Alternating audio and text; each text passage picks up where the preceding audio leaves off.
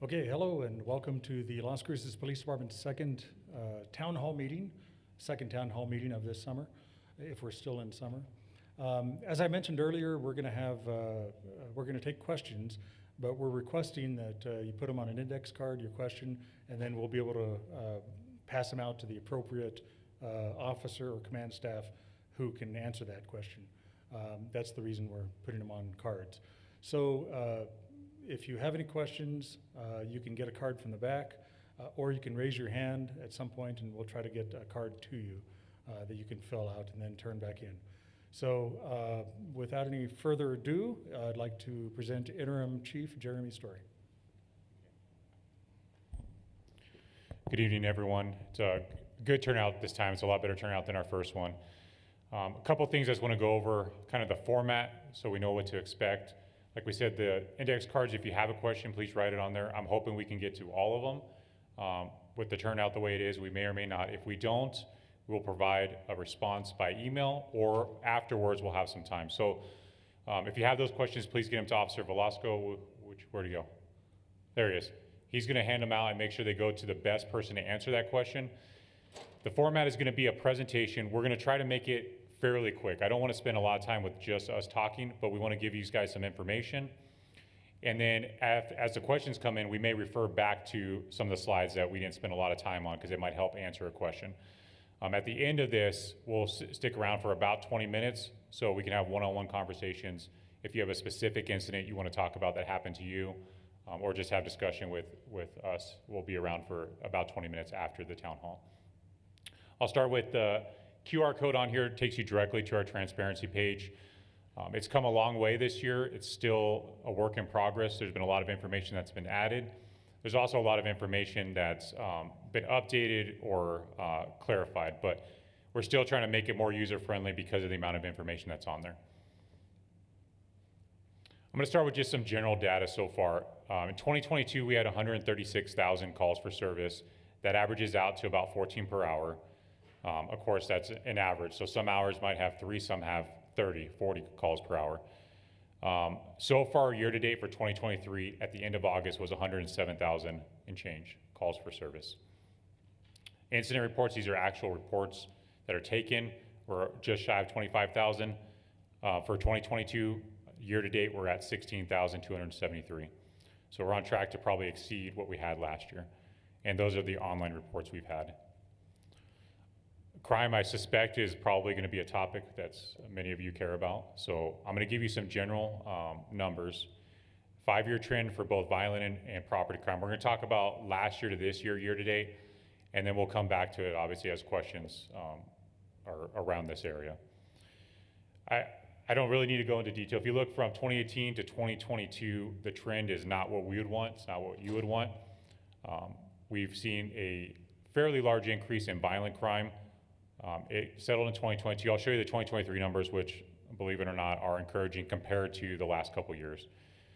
Property crime is significantly worse than violent crime for the increase. So 2018 to 2022, when you zoom out and you look at that whole 5-year period, it makes it even harder to swallow than just looking from year to year.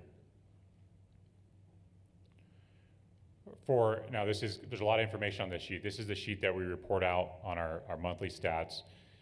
If you look at the bottom right-hand corner, this is from January to the end of August, comparing 2022 to 2023. We're at a negative 5% in crime for both categories, all crime. Now, that doesn't seem like a lot, that's significant. This is the first decrease we've had in 5 years. So although we're still at pretty high numbers, it's the first time we're seeing the trend go the other direction at all. So it is encouraging to us. It doesn't mean we let up. It's still going to take a lot of work to drive that further down, but it is encouraging to our officers that the work they're doing is paying off and those numbers have come down. One of the areas you'll see a significant decrease is 1, violent crime, and then 2, stolen vehicles, which were at an all-time high last year. So we've really focused on driving those numbers down, and we're at about a 16% decrease year to date for stolen vehicles. And again, we can come back to this when we talk about specific questions.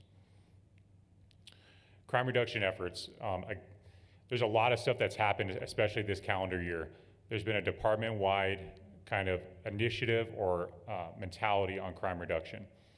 That involves a lot of different things.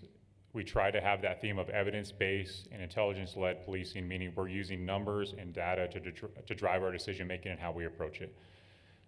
It's a complex problem. There's a lot of things that we have to consider, and there are no easy solutions. But when it comes to crime prevention, there's some things we know from literally hundreds of studies that help us at least start in the right direction, the right place. We've done 2 joint agency operations that primarily us and state police, the Sheriff's Department was involved with the last one. We have another one that's planned that will start this weekend.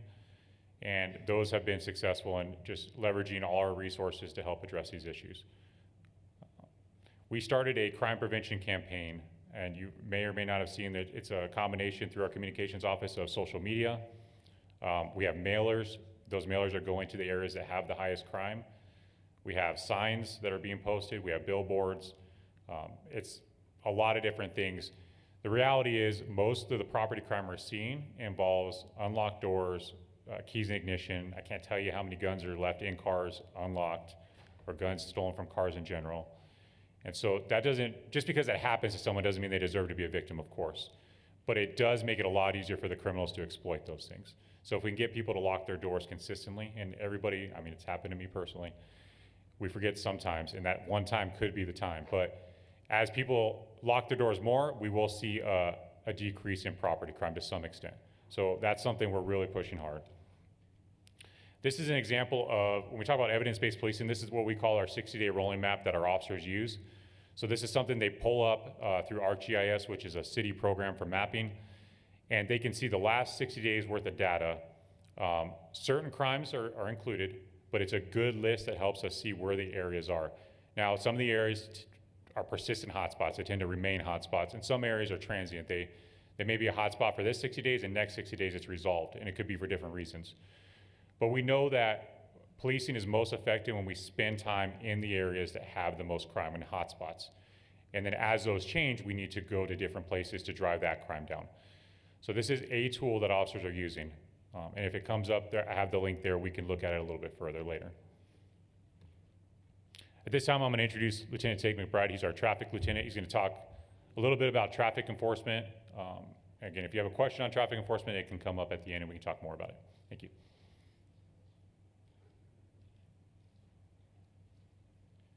Good afternoon, everybody. I'm Lieutenant Tate McBride with the Las Cruces Police Department. I'm the lieutenant over the traffic section. So here's just some basic numbers on traffic enforcement and citations themselves. As far as traffic studies, and I'm going to explain what that is after this slide. We've done 64 so far this year. We generally run between 6 and 8 a month, and we're trying to target areas specifically for speeding to figure out what areas we can direct our resources to, because like many places, we have limited resources, and we have to be selective and make sure that we're dedicating our resources to the place that are hardest hit, where we can do the most good. Part of that, once we get the data to support an enforcement project, is to complete the project itself. So as far as traffic enforcement projects, we've completed 86 so far year to date.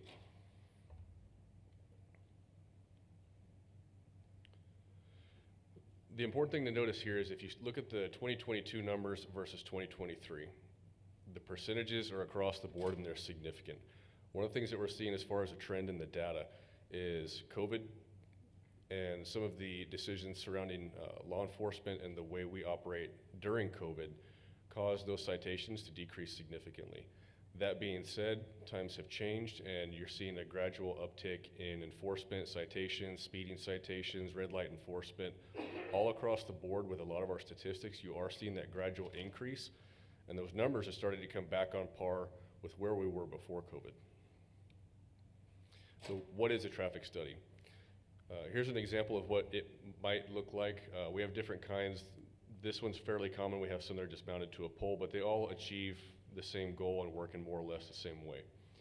The device is planted in an area to gather data. That data is what we use to determine where our officers are going to go enforce things, in particular speeding. We want to make sure that we're using this data so that it's not random enforcement that doesn't seem to have any kind of particularized effect.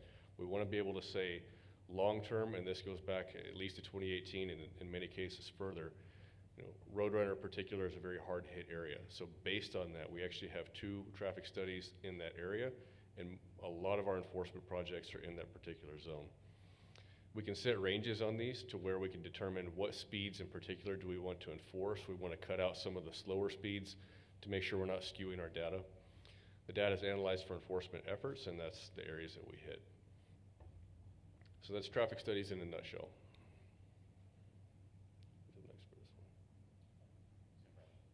So Metro Narcotics is going to be covered by our criminal investigation section, Lieutenant Bradley.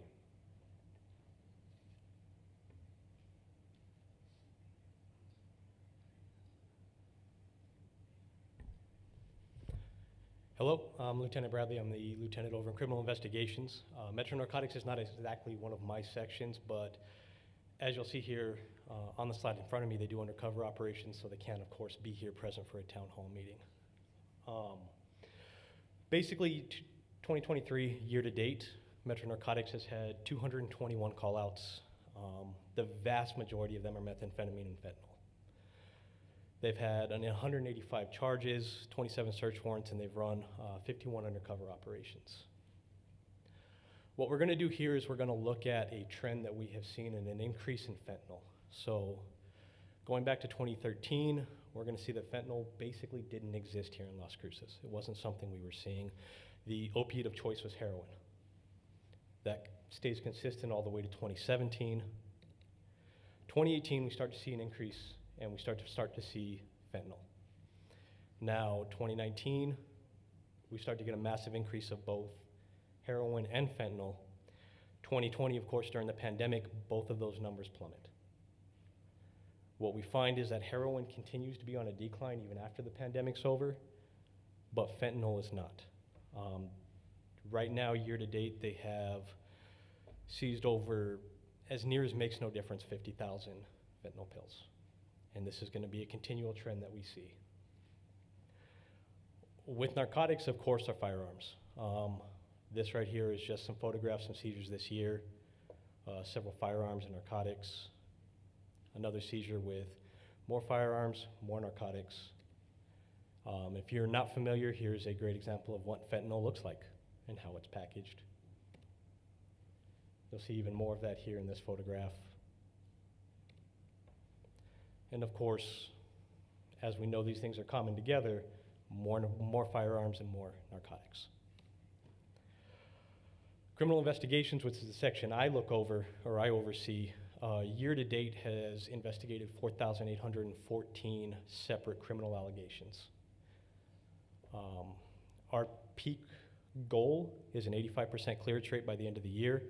Right now, we're sitting at about 82%, so we are on par for where we want to be with what our closure rate is in cases. Current staffing has been increased. I believe the last time we had this town hall, I had 14 detectives. That's been increased to 16. It's a 10% increase. I have another 2 detectives that will be transferring within the week. With that, our criminal investigations unit, because we've allotted more staffing, we have created an internet crimes unit. The reasoning for that is to address a trend in things that we are seeing. Internet crimes are going to encompass both individuals who were defrauded via the internet, but also internet crimes against children and things of that nature. All of that will fall under our internet crimes detectives. We've also been working with our partners at the District Attorney's Office to try to address repeat offenders, people who are violating potential conditions of release because they're pending other criminal cases. And we're working on figuring out and coming up with a policy and a procedure that will identify these people quicker.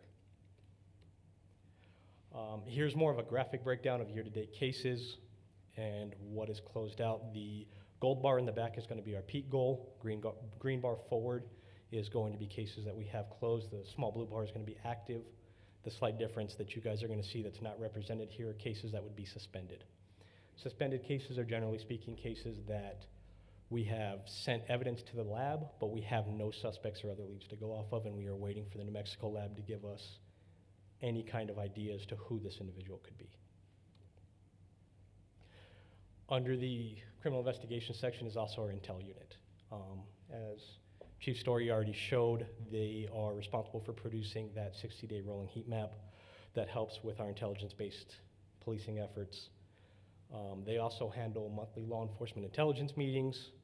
We've created a intelligence request form. The idea behind that is to allow patrol lieutenants or patrol officers, anybody within our department who may see a trend that we haven't noticed yet, to get further information through us and us have accountability of what information we're providing.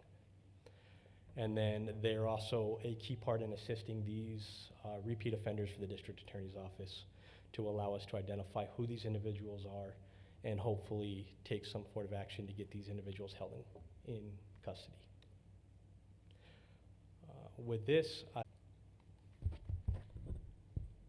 Good afternoon. My name is Cody Austin. I'm the sergeant over the Academy Division. Before you, what we're going to go over is a series of slides that document some of the training within the agency that have been completed. With this first slide, what we're going to go over is what the New Mexico Law Enforcement Academy requires of all law enforcement officers in the state of New Mexico. If you notice, this is set up on a biennium schedule for the years of 2022 and 2023. As you look, there will be a list of trainings that have to occur. Some of them are required to be annually, and some of them will be set on a biennial basis. If you ever have any questions, if you want to know what the state is requiring of us, you can go to the New Mexico Law Enforcement Academy website, and there will be a list of all those items that are required by us and that we have to cover. This next slide is going to go over training within the Las Cruces Police Department that was mandated for the year of 2022. You will see another portion of this where it says CPR and AED specifically. We have that for officers with the last name A through M. We reached out to the fire department to see what was best for training yearly and to try and manage it effectively. And so with it, we had broken up the officers by last name for year of 2022, and we picked up the remainder of those officers in this year of 2023. Here we are again, 2023, mandated for the Las Cruces Police Department training that's required by our agency for all of our officers to go through.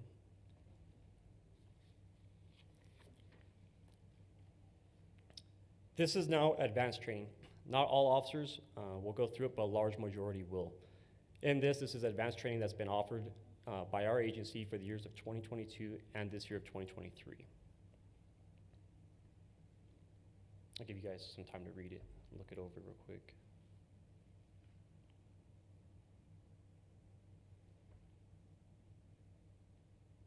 Good. We'll go on to the continuation.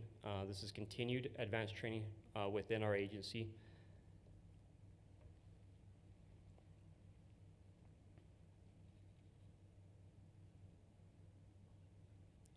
We'll continue on. Now this slide specifically is dealing with LCPD instructing staff for the years of 2022-2023.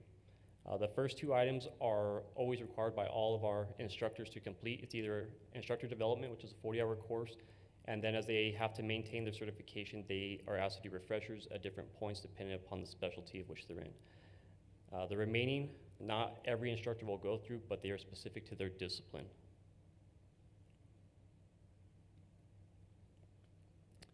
This below is for supervisor, sergeant and above training for the years of 2022 and this year.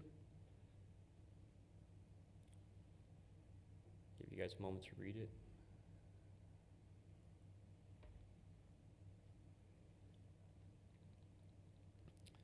And I'll move on to the next slide. Supervisor initial training. This is for individuals that test for the rank of sergeant and those that are coming into the rank. So those that are on a standing list will start attending these classes, and upon their first year of being a sergeant, they will require this list of training. Supervisor training, ongoing training is listed below. This is something we try to bring for all of our supervisors within the agency. And the slides preceding this only capture classes that are required for all officers or a large portion of the officers to attend. It does not include any advanced training, conferences, seminars, individual small groups where we may send them out of town to a specific training. We don't capture all of that. Also, the slides that we just presented do not capture some of the training that is required on our learning management system. That's another way to reach them online for them to attend classes instead of having them come to a central location to attend their training. It also does not include the briefing trainings that are conducted, nor does it include the ongoing specialty training, as in SWAT, K9, or drone unit, or the FTEP program. We are currently hiring for the 54th Academy. Hiring incentives are up to $25,000. We will update this, and it's updated on the city's webpage, but we are also having a $5,000 relocation assistance for cadets. With that, I will turn it over to Lieutenant Rob Gutierrez.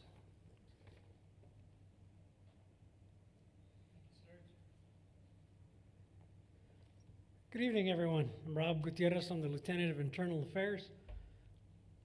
We were just here a couple weeks ago, so we're here. So Internal Affairs is comprised of myself, 2 sergeants. On the Internal Affairs side, I have currently 3 investigators. 1 is temporary. He was assigned to us to help us get through some of the backlog that we were having. I have a compliance sergeant who works with research and development. We have policy development, procedures, policy reviews, and so forth. Now for 2021 through 2023, the investigations, as you can see, we had an uptick in 2022 from 2021, and we are almost through 2023. So just so you know, in 2021, there was a total of 58 complaints as far as Category 1s, Category 3, and internal investigations. For 2022, we had 52, so they decreased by about 6. And then in 2023, we have a total of 30 right now. So we're 22 behind 2022. That was convenient. And with that in mind, now we're going to go back to the use of force trends. Is that still mine? Okay. All right. So the use of force trends are kept track in internal affairs. All the reports are turned in and completed for accuracy, and they're reviewed. Okay. So right now we're looking at a 20% decline from 2022 up to 2023. Now, that is an important number because it shows that our training in de-escalation is taking effect. It really is. So we're looking forward to that, and hopefully the numbers get even better than that. I'd like to see it at a 25% decrease all the way through, including next year. Okay, and now we've already got a question in regards to CALIA on that, and we'll get that going right here. Right, so one of the questions on CALIA was, what is it and what is it going to do for us? So real quick, an overview of the accreditation process. First of all, it's the Commission on the Accreditation of Law Enforcement Agencies. That's what CALIA stands for. They are the gold standard in public safety accreditation, and we are currently in the first year of the process. Okay, the accreditation team is run by the Research and Development section. We have several members of the police department in different units that are part of the accreditation unit to assist in accomplishing our goal. So to show you, or so we can understand what kind of lofty goal it is, there's approximately 146 law enforcement agencies in New Mexico. 2 are CALIA accredited. That's going to be the Farmington Police Department and the Los Alamos County Police Department. There's 3 currently in the process of trying to get accredited. The Doña County Sheriff's Office, the Las Cruces Police Department, and the Roswell Police Department. So that shows you less than 2% of the law enforcement agencies are currently accredited, and even after we get accredited, we're still going to be right below that 2%. So it's going to help out. So at this point, I'll bring back Chief Story. I wanted to touch on the use of force review process. I would imagine there's some questions regarding it. So I'm hoping to paint the picture of what happens from the time force is used all the way till the end when it's just filed for documentation. So when a use of force occurs, several things happen by policy on scene. Medical attention is always rendered regardless if there's visible injury, complaint of injury, or otherwise. Of course, the level of care is going to depend on what we have there. It's also photographs and a supervisor that's notified and arrives on the scene. A blue team use of force report is completed. Now that's separate from the incident report. If there's force used, there's going to be an incident report, which is the report you think of when we talk about a police report. But there's also what we call a blue team It's just a software that a lot of agencies use that does a use of force report. That report goes to the first line supervisor. So it goes to the sergeant. The sergeant then takes that report, they pull all the police reports, the incident reports, the photographs, the videos, or any other evidence or documentation, and they go through all of it. If there are no concerns, the sergeant sends it to the lieutenant for review. And I'm going to go through some different options that could happen here. If the use of force was reasonable, but there are some minor issues, because there could have been an issue with the thoroughness of the report, or the officer, there's a lot of little things that could have happened that need to be addressed, but the force itself was reasonable. They'll complete a deficiency address memo, and then they route it to the lieutenant. And that, we'll go more into the deficiency address memo in a second. And if there are concerns about the reasonableness of the force, the sergeant then completes a review memo, it's a standardized memo. It gets sent to the lieutenant so that the lieutenant is aware of it, and it goes to internal affairs for assignment to the use of force review cadre. This entire process repeats with the lieutenant. So let's say the sergeant said, everything's good. They send it to the lieutenant. He pulls all the reports, the videos, the photographs, and does the whole thing again. And so the lieutenant can do any of those options as well. And that does happen where the lieutenant says, you know what, I think this thing needs to be addressed. It may be minor, but we should address it. And so even though the sergeant didn't, there's a kind of a checks and balances built in. If the lieutenant has a question about the reasonableness, he completes that memo, routes it to IA, or internal affairs, and then they assign it to the use of force review cadre. So this is kind of a review. Here's the 4 potential outcomes from a review. The use of force is deemed reasonable with no notable performance issues. The use of force was reasonable, but there are minor issues that need to be addressed, and this is the mechanism we use to address it.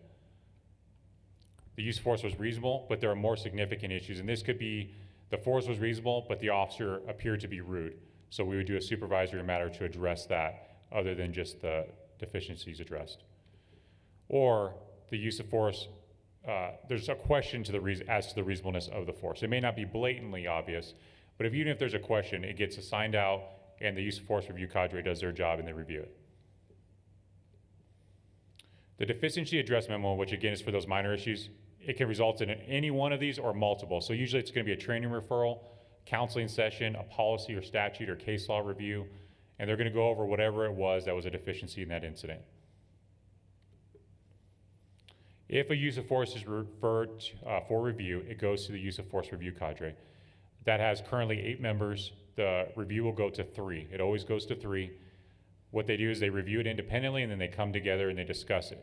One person is assigned to write the report, and the other 2 will either concur or dissent. Generally, there's consensus at that point. They write the report, it comes to me, and it goes back to IA. If it's deemed to be unreasonable or out of policy, it then generates an internal investigation, an actual internal investigation that could result in sustainments and discipline. That's the use of force review process. If there's questions, I can get into anything that wasn't clear on that process. One thing I wanted to bring up that I'm really excited about, starts as of now, tentatively October 1st, is a police legal advisor. This is a person who's an expert in New Mexico law, who's done a lot of work training police officers in the law. One of the hardest things for officers is to be as proficient as I would like them to be, or they would like to be, in the law in New Mexico. It's fairly complicated, it's very restrictive, and sometimes it's difficult to know it. Even when you have time to discuss it between people, it's even harder to apply real time in the field. And that's just a reality. There's nothing we can do about that. So the answer is to know it as well as we possibly can. This person will do constant training, whether it's briefing training, formal training, online training. They can look for trends internally or through OIR, and then develop curriculum to address those trends instead of waiting for it to get worse. They can be available if there's a question. So a supervisor can say, this is a situation. Do you think this will be a legal problem if we do it this way? And that way we can try to head off those incidents ahead of time. So I think it's going to be very beneficial for our department. This person has provided a lot of training already, and I've seen that they're very good at teaching police officers the law, which is not an easy thing to do, just because it's a complex subject, a topic we like to be out there working, but it's so important for us to know that I need someone that does it very well, that teaches it. At this point, I'm going to introduce Lieutenant Joy Wiedela, who's going to, it's our last section, our community advocate, David Sarabia, is going to come up, talk about LCPD cares, and we'll finish with community outreach. And then we'll start hitting those questions. Thank you.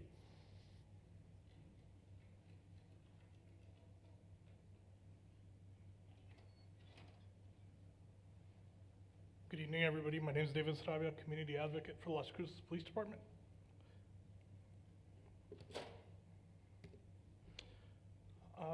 Community Advocates was a program that was initiated by Chief Dominguez back in 2001. Presently, there are 2 community advocates, myself and Grace Diaz. Our mission is to unite the community, building relationships based on linkages, connecting with the community through outreach, critical incident aftercare, support, advocacy, and continued education. One of the projects that Grace and I have worked on is the store. One of the big projects that Grace and I have been working on is the small business storefront repair program, which was started in late 2022. It consisted of Grace and I going out into the community, going to businesses that have experienced damage through vandalism, had loss of business through COVID, or were affected by burglary. And so what that consisted of, Grace going to helping the businesses get police reports, gather the information they needed to submit to the city. At this point for this year, Grace and I have reached out to 14 businesses. This is after the last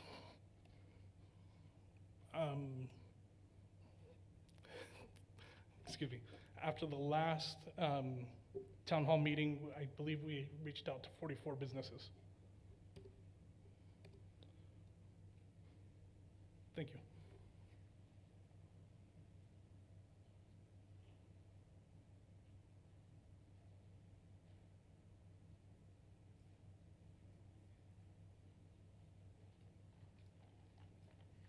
Thank you, David. Hi, I'm Lieutenant Joy Wiedela. I'm with the Community Outreach Section. So that oversees both our community outreach officers, our school resource officers, our code section, and our ACO section. First off, I want to thank you all for being here tonight. Again, I'm a we person, and when it comes to any kind of solutions within our community and what's happening and taking place, we need people to be here in order for those solutions to be generated. So let's get into the last quarter as far as our community outreach and engagement. This is just some of the things that we've been doing. So we've had neighborhood watch meetings. As far as those neighborhood watches go, when we started with the neighborhood watches, we had a total of 7. Now we are up to 24 that are active, including 1 business watch. The business watches are just that. It's a group of businesses that are collaborating together in order to go after the solutions in reference to what is happening within their area.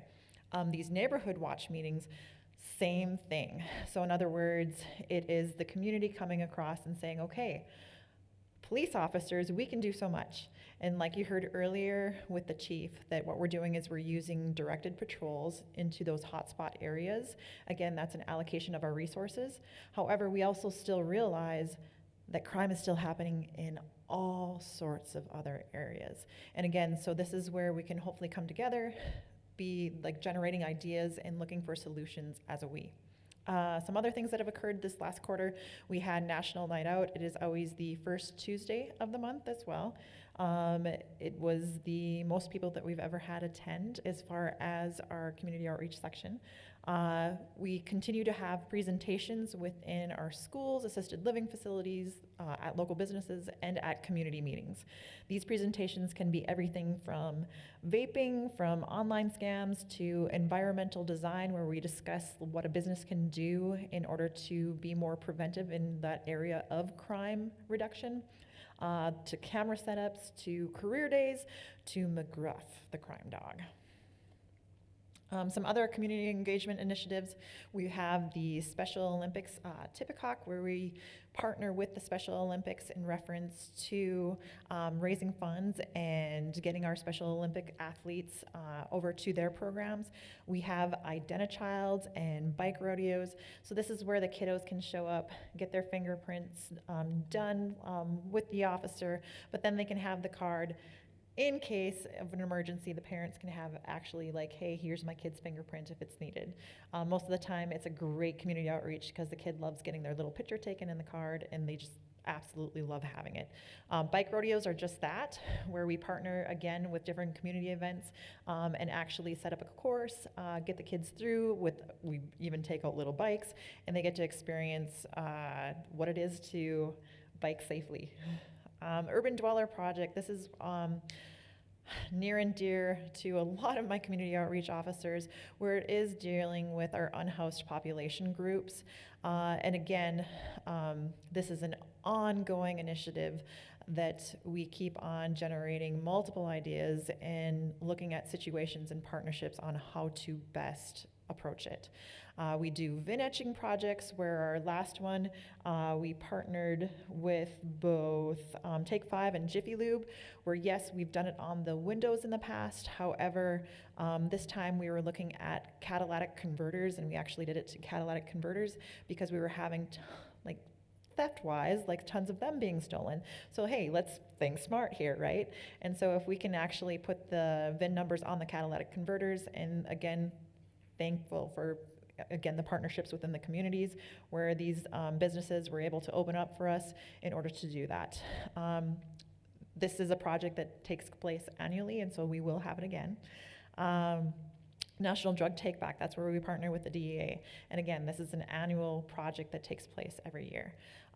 Along with that, we've also included and helped out our patrol in reference to our hotspot patrols, where we are looking at those hotspot areas where we are being that force multiplier and addressing concerns and issues there. Again, to continue with like different community engagement projects, we have our play streets and our block party initiatives, where we partner a lot with the city of Las Cruces and our Parks and Rec. We have different pop-up events. This is where we're going to the farmers market, and we're looking for locations where we can actually talk to people to find out their concerns and how best to address them. This is bicycle registrations, and again, VIN etchings for UTVs. Business decals. This is where we have stickers that say like, hey, LCPD has access to these cameras at any time. Because again, when it comes to crime prevention, which is one of the initiatives that we've been looking at, as Chief Story addressed earlier, we want to be a force multiplier. So if we're able to be a force multiplier by signs, by signage, by business decals that say LCPD has access to these cameras and will view them if absolutely necessary at any time, awesome. Another incentive program we have is our Libby visits. Libby is a dog that works in our codes section. Libby stands for Las Cruces is Beautiful Because of You. And so Libby goes out into the community to address, again, different concerns the codes officers deal with in reference to keeping our communities clean. There's studies that go hand in hand in reference to if you take ownership and pride in where you're living, you're going to then follow up and not be committing crimes in those areas. Again, we are always looking for new partnerships as well. And again, this is where I can't stress enough when it comes to living in our community and the solutions regarding the concerns that we're seeing, we need to have that we approach. Just to highlight like a couple different like engagement initiatives that we took this last quarter. One of the things that my community outreach team did was kickball with 5th graders. We were able to reach out to 9 different elementary schools, and this is a fun day where we partner with New Mexico National Guard, and we play kickball. There's usually a water event, there's jumpy balloons, and it's a celebration of the 5th graders graduating from elementary school and then going into middle school. Typically, there's a mixture of both joy and celebration, but then also what we see is that they'll have questions for us, questions regarding what they can anticipate into middle school. And so it's a good day to both show them the human side of a police officer, but then also address those concerns that the kids may have. This is an ongoing initiative where we will continue to have coffee with the cops. As far as some of the locations, we've been at Beck's, we've been at Bosa, we've been at IHOP, we've been at Starbucks, we've been at Nessa's, we've been at Dunkin', we've been at the Grace Village. and will continue to be different locations. Our next one coming up is on October 4th, which is National Coffee with the Cops Day. This whole incentive is to have an officer readily available to the community, again, to address those concerns. And again, in the community outreach section, we will hear your concerns.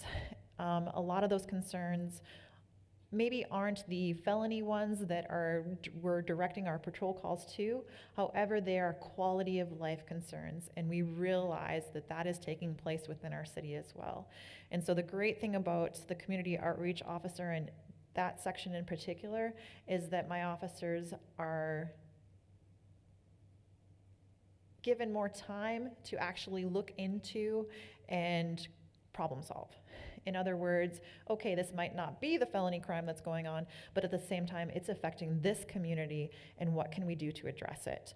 To include everything from the who, what, why, when, where, how, and again, looking at those partnerships and how we can best develop those partnerships. We've introduced McGruff into our outreach efforts, and so these are some pictures with McGruff.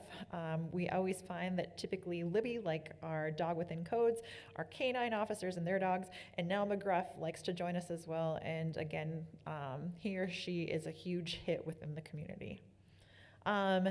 And just to highlight, I'm not putting it in the slides because it's not part of our last quarter, but some new initiatives that we are doing that I wanted to bring up.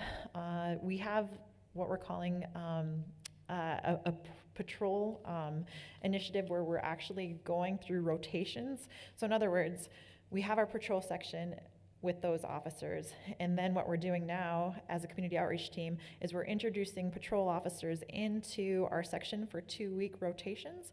And so we're actually having that officer come and work with the community outreach section to see what we're all about and to see how we're taking perspectives in helping the community at large. I like to call it our, I don't know, in this sort of goofy wise, a triple C perspective where with these officers, we're asking them to stay curious. In other words, when they're dealing with these quality of life concerns, ask the questions. Ask the who, what, why, when, where, how, and be curious as far as what are the concerns really are.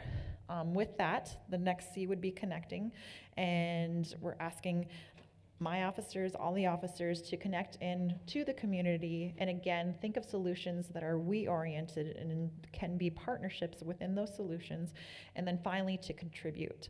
How best can we contribute in our role and in our function to make something happen that is a solution-oriented? I'm gonna pick on you tonight. So our first rotation officer is Officer Pagan, and so he is here tonight.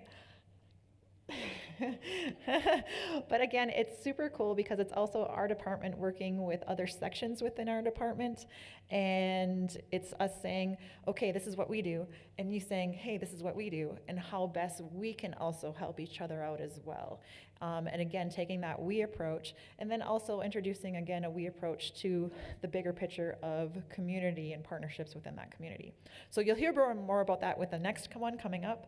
And then also one other thing that I wanted to mention that is another initiative that we're taking is Bridging the Badge. I don't know if you've heard about it just yet, but tomorrow night we are having a live first ever Bridging the Badge meeting through Zoom, and we will have flyers in the back that you can pick up. And so from the comfort of your own home, you can log in, like come into the Zoom initiative, and what this is it's going to be a space where we will educate the public on more of our efforts. One of the areas through the years that as command staff that we discovered that we really need to address is the education piece when it comes to how we're educating the public here in Las Cruces in reference to our efforts. And so this Bridging the Badge is going to do this, just that. You're gonna hear not only from Las Cruces police officers, but you're also going to hear from different community partnerships within the community in reference to how we're taking those concerns and how we're addressing them. Again, the first one is tomorrow night online. It's live. Everybody is welcome from the comfort of your own home. I can't shout out enough to my team because they have worked super, super hard on it. And so I give them major kudos. I'm looking at Officer Velasco in the back, where he's going to be hosting it. And initially it's going to be us addressing, again, what it actually is all about, where there's always going to be an educational component, but then also usually we're going to go over like a project component in order to show our efforts and what's been done as well. With that, I will turn it back over to Chief Story.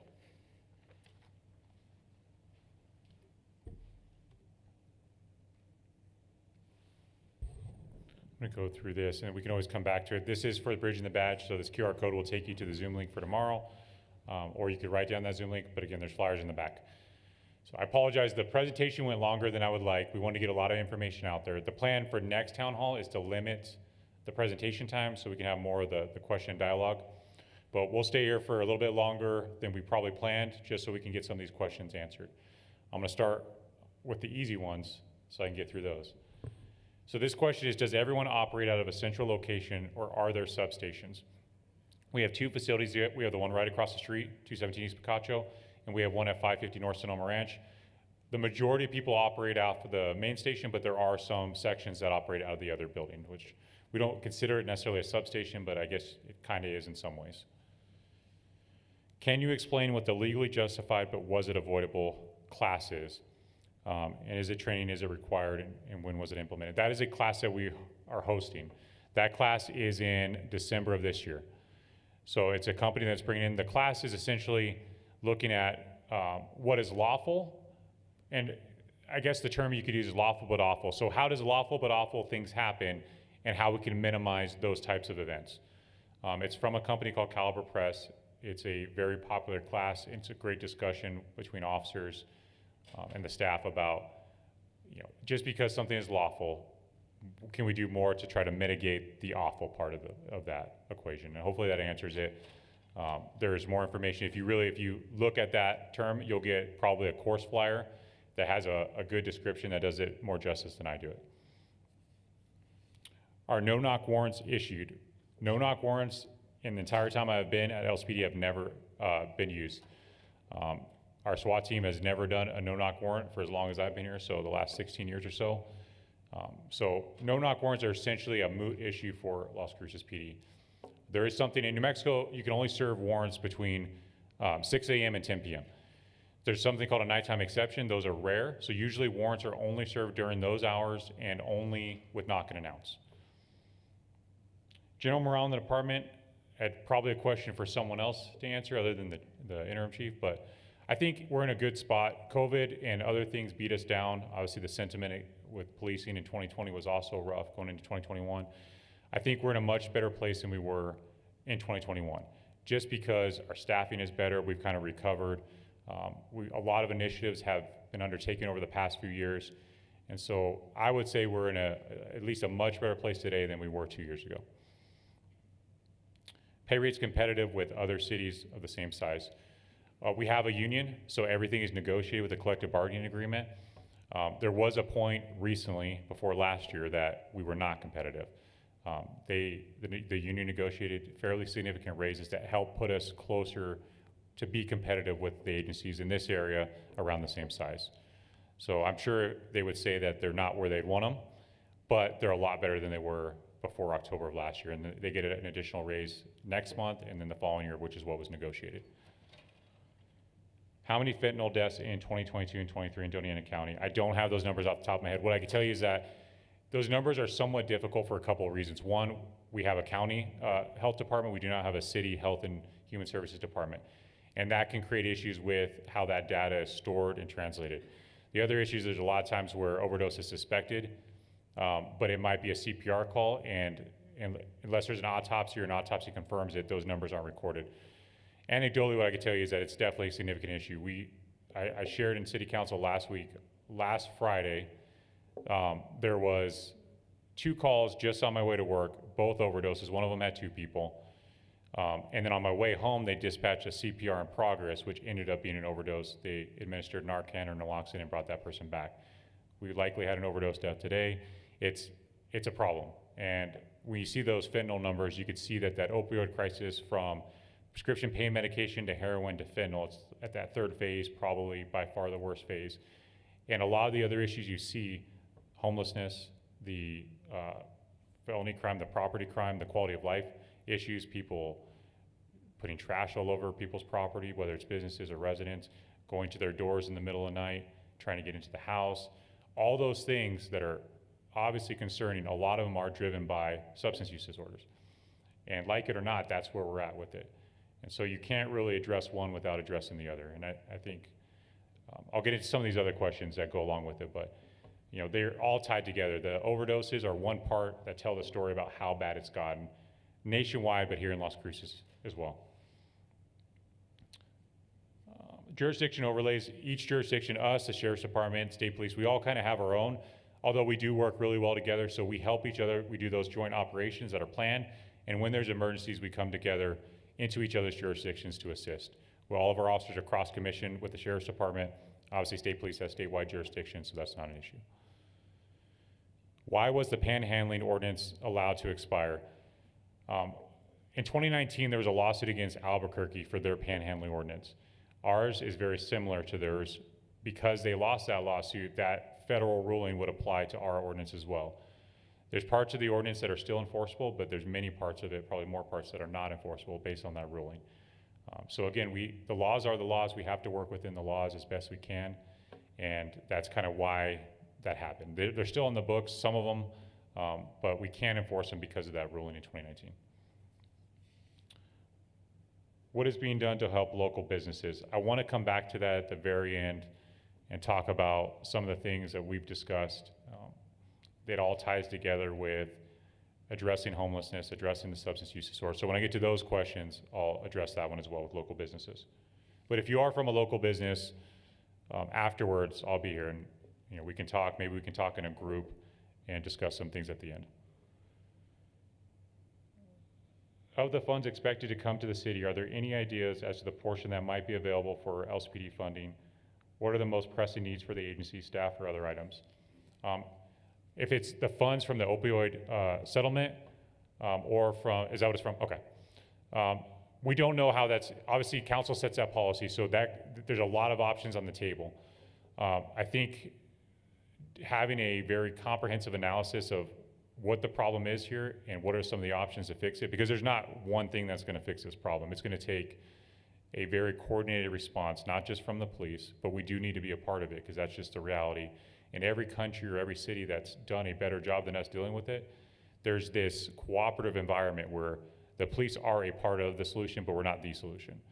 So those funds, I'm not sure how they'll come to us, but we'd be open to discussion about how we can be a part of it.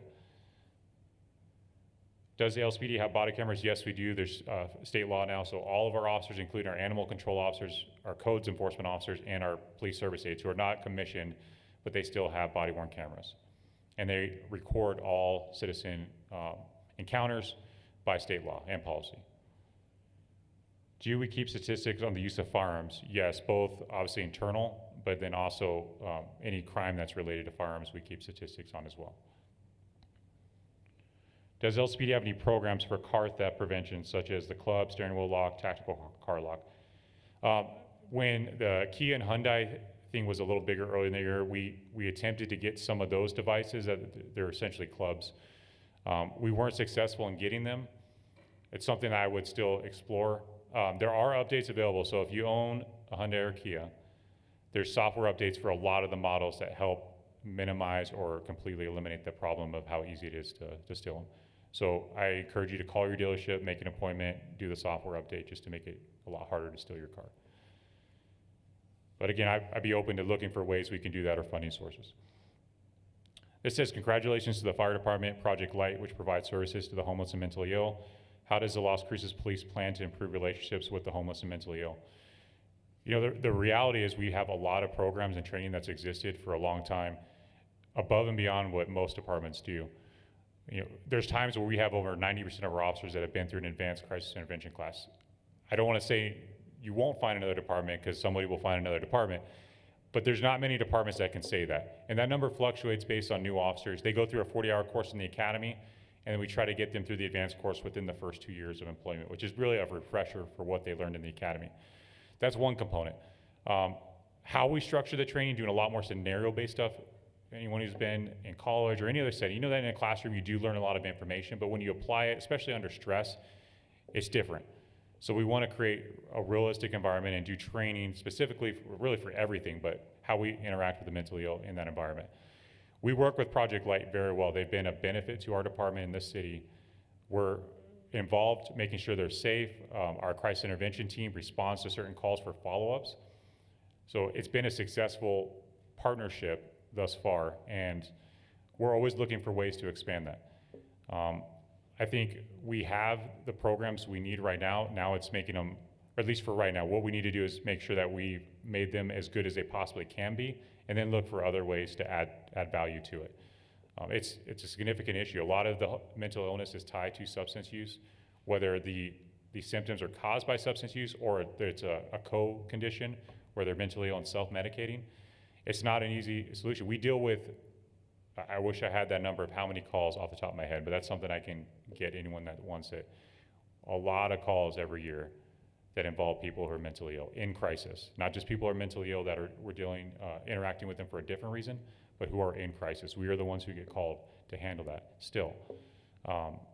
And most of those, the vast majority, go well. The officers do a great job. The volume is high enough that statistically, there's going to be times where it doesn't go the way we would want it to. And so our goal is to minimize that number. The goal, of course, would be to eliminate it, but realistically, we want to try to prevent as many of those times as possible. On September 14th, a situation occurred where bullets were being shot over our roof and 3 neighbors. What could be done? This is an opportunity.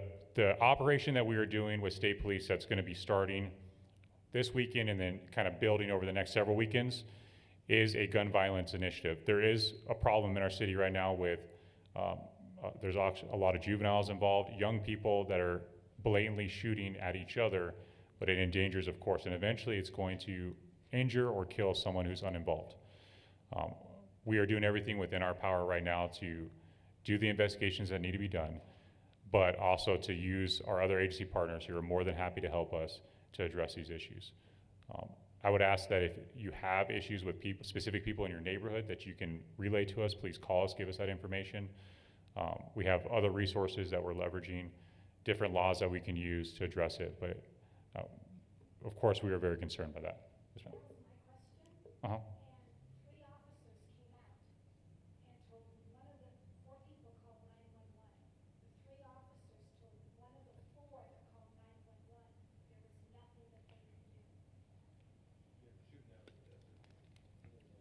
Oh, okay, I got you.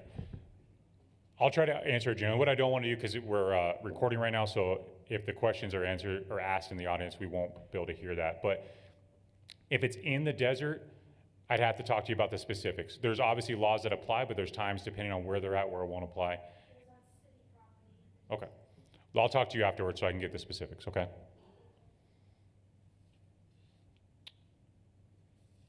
I will finish. A lot of these questions are talking about addressing the issues of homelessness and substance use, and then of course all the things that come with it. So I'll end mine on that. Collectively, citywide, there's a lot that's been done. First, we look at the crime aspect of it. If there's a crime being committed, we have to address it. And there's a lot of layers to that. In New Mexico, the system isn't the best system in the world, and with COVID and other factors, it's not operating the way it should. There's partnerships that are being formed to help address those issues. We have a great relationship with the district attorney's office. We have worked together to look for ways to address, especially repeat offenders. And we have the numbers. The Pareto principle says that 80% of the crime is committed by 20% of the people. We see the same thing here. So if we can address those people more effectively, that will help drive the crime down. And that's already in the works. Same thing with municipal court, magistrate court. Those conversations are being had with the judges who have been receptive to looking for ways to address especially substance use and mental illness. And right now, a lot of times it feels like the answer is either jail or nothing, and sometimes it feels like it's just nothing. But there are things in between. There's treatment options, there's things that can be used to make a difference. And then of course, jail is a part of it depending on the circumstances. But a lot of those conversations and partnerships are being formed or are already formed. And that is our best bet to address it. Because if we arrest someone has a substance use disorder, many times the first thing they do when they get out is look for a way to go and purchase whatever that drug is. And many times that involves stealing from one of our citizens or committing another crime. And so it's just a repetitive cycle. No matter what we change in the laws, if that cycle exists, it's going to continue. We might slow it down, we might delay it. So it's a comprehensive approach, addressing people that are committing multiple crimes, getting out on bail or no bail. That is part of the problem, but it's not going to solve it in and of itself, because there's a lot of other issues, especially when we talk about our businesses that have people that are breaking stuff, damaging stuff, breaking in, defecating on their property. Things that sometimes are petty misdemeanors or misdemeanors, we can't use some of the same resources we have for felonies. So working with municipal court, which is what's being done, is the next step to try to address this. But it's going to take a community-wide effort to address substance use disorder in Las Cruces. Until we start to chip away at that, it's like bailing water out of a sinking ship. It really is. So, but there is hope, and I see a lot of hope on the horizon of things we can do to work together to make it better. And if each month we're making it better, each year we're making it better, in a couple of years, hopefully we'll look back and see that we're out of it. We're out of the thick of it. But it's going to take that group effort. With that, I'm going to call up who has, everybody have questions? Okay, whoever wants, Rob, if you want to come up first.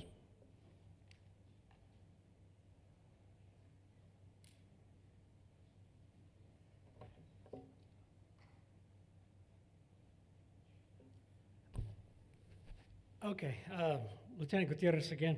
So the first one are police disciplinary and dismissal records public. I'm going to say the public information on that.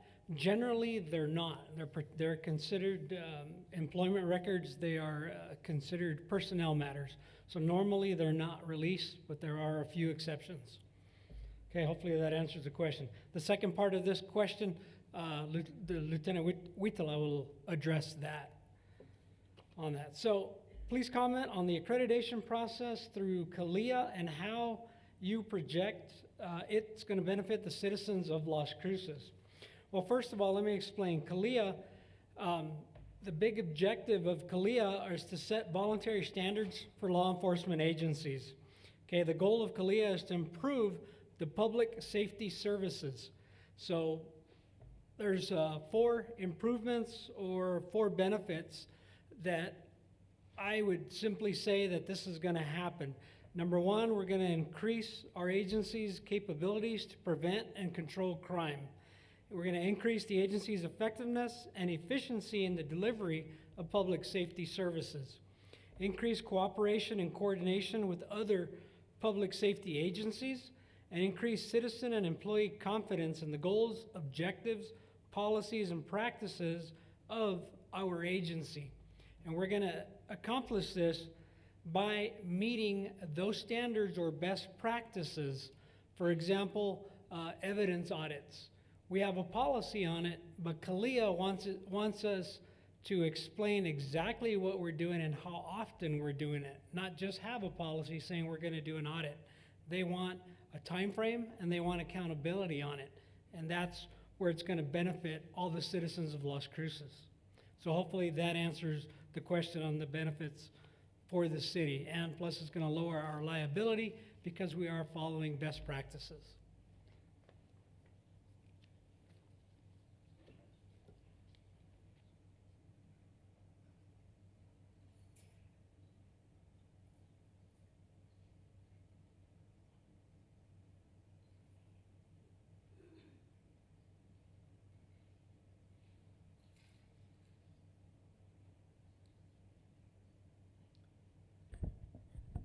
Good afternoon again. I have 3 cards that are pretty similar, and the common question is there a reduction in the police force? Some are asking over the past 5 years, and if so, why? And in the role that I've been at the academy, I can say that we are definitely better than where we were 2 to 3 years ago. There has been a continuous commitment to our recruiting efforts, and on one of the other questions I have is, what are we doing for our recruiting efforts, which I think is a very good question.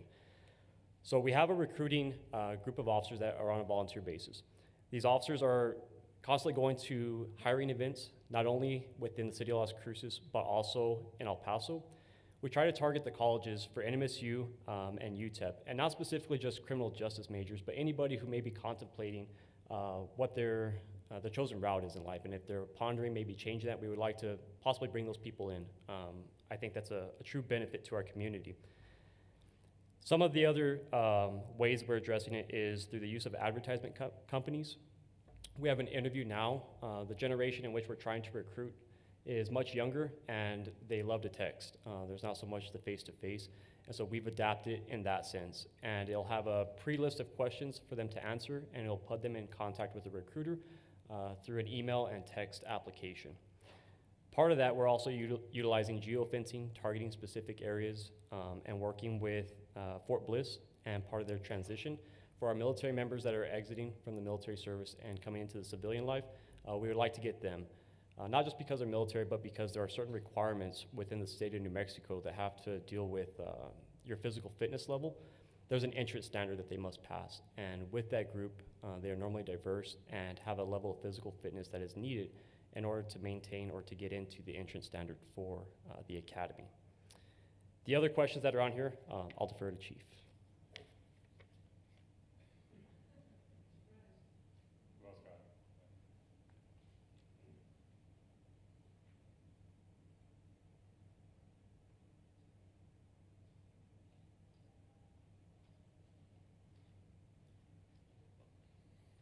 All right. One of the questions asked is, what are the challenges to enforce vehicle speed and noise laws? Valley is a good example.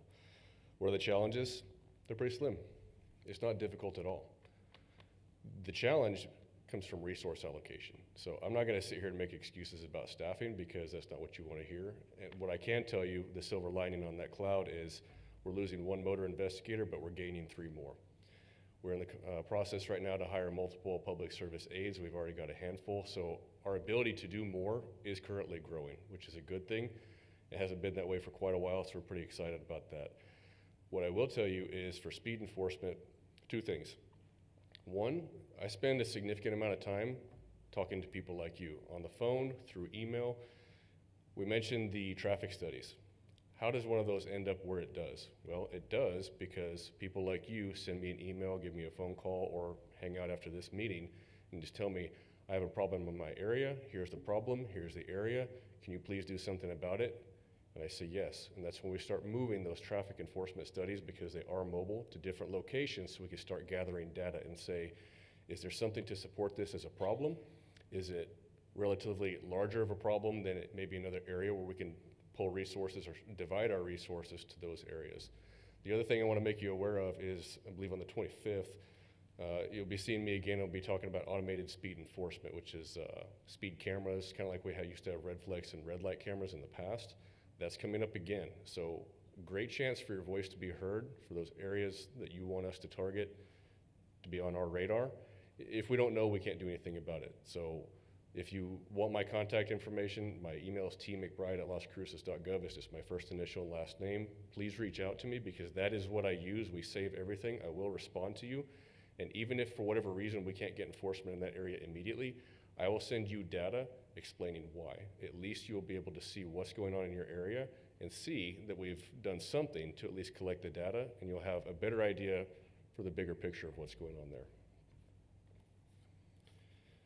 Traffic safety is an important element of public safety, but except for fatal crashes, there isn't much information provided. Would it be helpful to raise a level of traffic safety awareness to report traffic statistics? This could be a number of crashes showing non-injury, injury, fatal crashes, citations, various types reported monthly.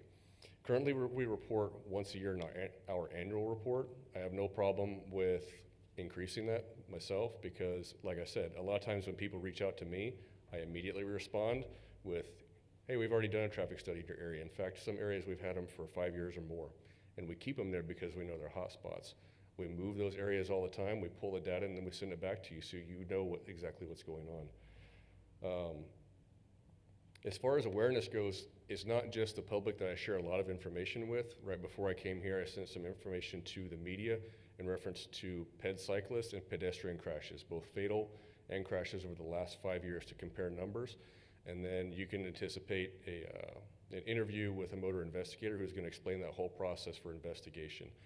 I do that probably once a month. So it's going to be through different news sources, but usually I'm sending information to those people to, one, provide statistics. We had interviews last month with our crossing guard supervisor, because there's a lot of concern about crossing guards or lack thereof based on staffing in certain areas in the schools where school zones seem to be optional to some people rather than the law.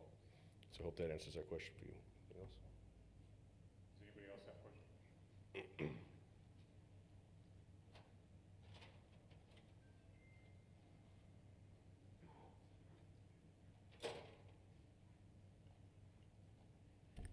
Okay.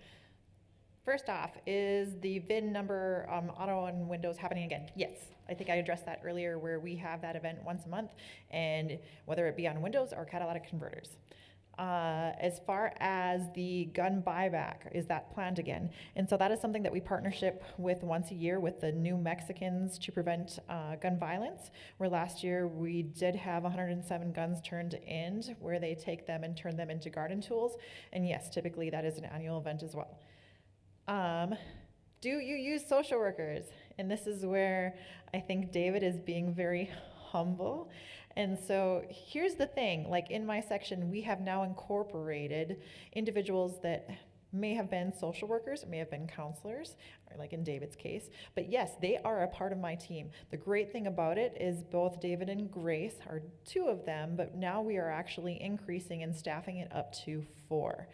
This is again going to be part of that Bridging the Badge initiative, so I log in tomorrow, like, so we can like discuss more in reference to the actions that we are taking. But really what they are doing within our community is the follow-up necessary for more resources.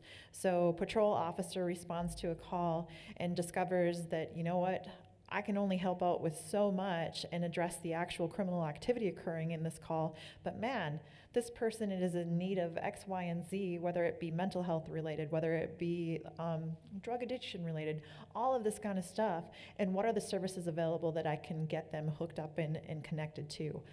That is where David, who you heard from earlier, comes into play. That is where, again, I'm going to have 3 more on our team. They're going to come into play. And so patrol officers can reach out to them. Community outreach officers are utilizing them daily in reference to, again, that problem-oriented sort of policing in reference to solving the problem's bigger picture. And again, working with our local partnerships in the area. He's very humble.